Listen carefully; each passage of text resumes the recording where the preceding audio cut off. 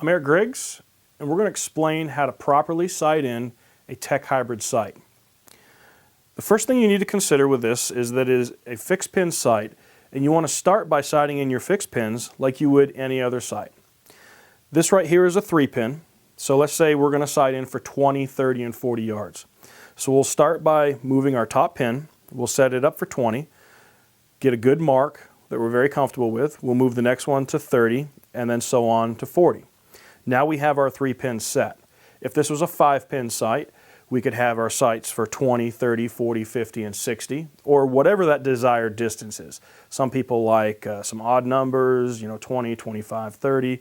Other people 20, 40, 60. Whatever that is, whether it's a 3-pin or a 5-pin, we're going to set those pins first. Okay? So back to this one here where we're talking about 20, 30, 40. At this point, we're going to use our bottom pin as the sight mark that we're going to use, the sight pin that we're going to use to indicate for our adjustable distances. So this being 40 yards, we're going to take this and we're actually going to move the sight up. We're going to move it up, we're going to move it back to where it would be on for 30 yards.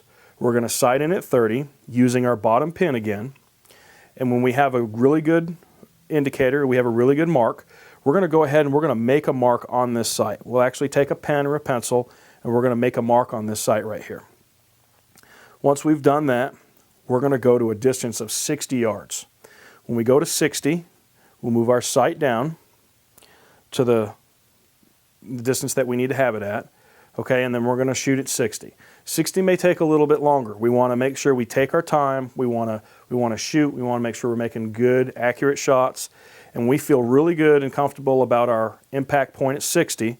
We're going to lock this sight down, and then we're going to take the CBE sight gauge tool.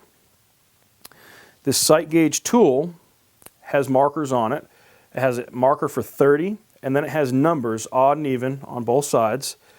And in this case here, we're going to look at this, and this looks like we need a 7, maybe an 8. We'll go a number 8. So we're going to need a number 8 sight scale. So we're going to take the sheet of sight scales that came with the sight, and we're going to look for the number 8.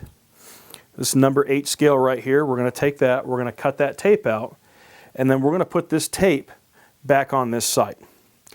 Once we put the tape on the sight, we'll put it so that the indicator needle is on 60, and now, I'm sorry, at this point here, on 60, and then we'll move that back up to 40.